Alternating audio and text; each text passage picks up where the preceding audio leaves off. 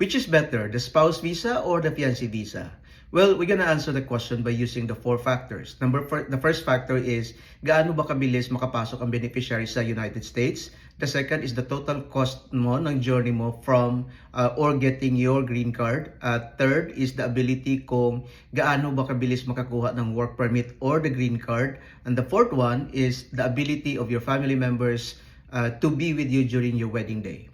Of all the factors being considered, ang lamang lang talaga ng fiancé visa over the spouse visa is the ability of the beneficiary to enter the United States in a much faster time.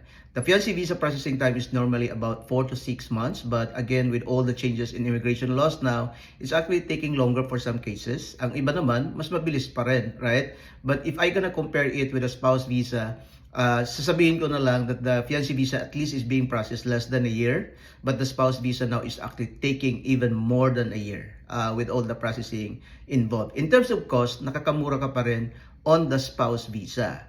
Third, the ability to get to pag nag-spouse visa ka kasi pagpasok mo green card holder ka na and you are just actually waiting for your green card or your social security number within 1 month from the time you arrive. Whereas on the fiancé visa, once you arrive, you still need to get married and file the green card, and then you might obtain your work permit for 5 months from the time you file your green card.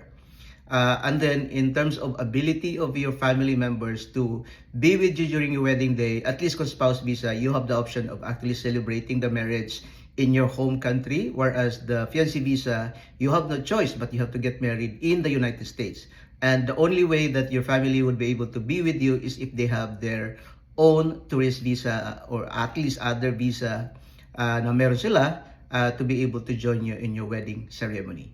So then again, of all the factors being considered, mas favorable pa rin ang spouse visa over the fiancé visa.